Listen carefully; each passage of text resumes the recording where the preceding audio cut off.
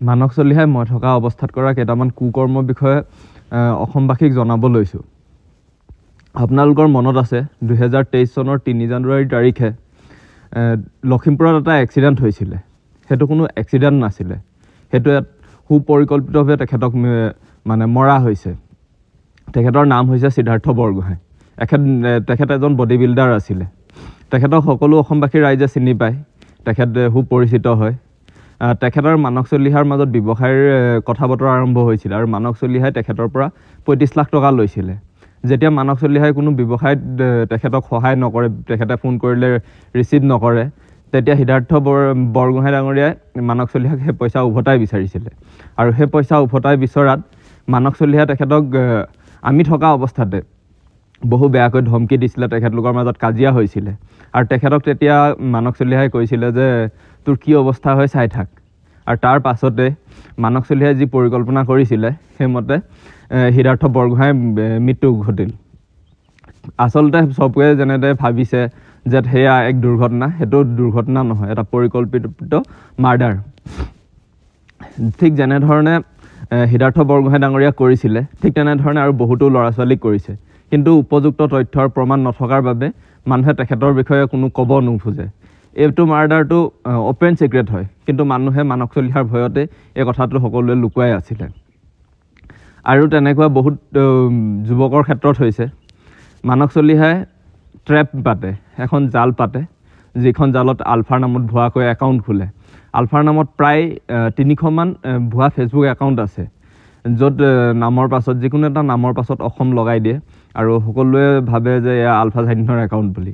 কিন্তু নহয়, আলফা চাইনৰ একাউণ্ট হিচাপে পৰিচয় দি মানস চলিহাই সেই একাউণ্টবোৰ পৰিচালনা কৰে।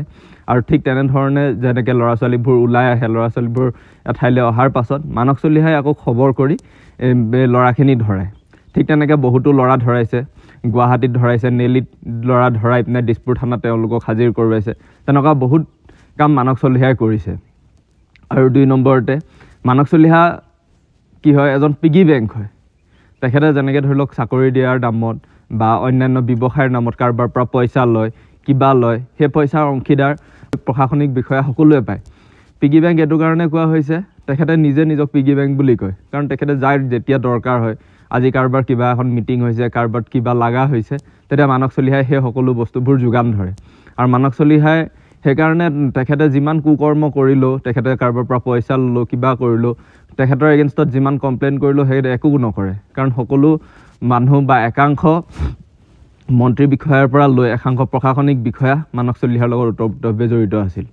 আৰু ঠিক তেনেকৈ মানস চলিহাই যি ধৰণে নিজকে পৰিচয় দিয়ে যে মানস চলিহাই এজন অৰ্গেনিক ফাৰ্মিঙৰ ওপৰত তেখেতে কাম কৰে, প্ৰজেক্ট মেনেজাৰ হয়, তেখেতে ফাইনেন্সৰ এডভাইজাৰ হয়, মানে বেলেগ এখন ৰাজ্যৰ, কিন্তু সম্পূৰ্ণ তেখেতৰ এইবোৰ ভুৱা হয়।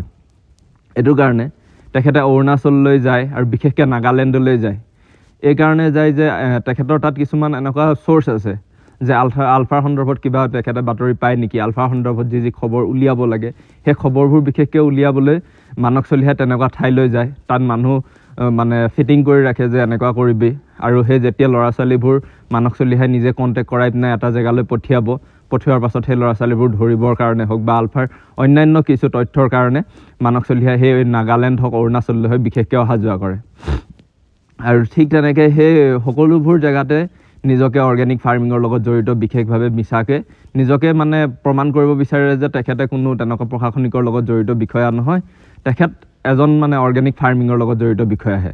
এইবোৰ সকলোবোৰ সম্পূৰ্ণ মিছা কথা। আৰু এতিয়া আপোনালোকক মই যিখিনি কথা কৈছোঁ, ল'ৰা ছোৱালী ধৰাৰ পৰা লৈ সকলোখিনি মই থকা অৱস্থাত, মই জনা অৱস্থাত সকলোখিনি হৈছে। সিদ্ধাৰ্থ বৰগোহাঁই ডাঙৰীয়াৰ যি মৃত্যু হৈছে, তেখেতক মৰাৰ কথা, তেখেতক মাৰ্ডাৰ কৰাৰ পাছত ড্ৰিংকছ কৰি মানস চলিহাই নিজ মুখেৰে কৈছিলে যে পইচা বিচৰাৰ কাৰণে তেখেতক মৰা হৈছে, আৰু সেইটো সম্পূৰ্ণ এটা এক্সিডেণ্টৰ ৰূপ দিয়া হৈছে।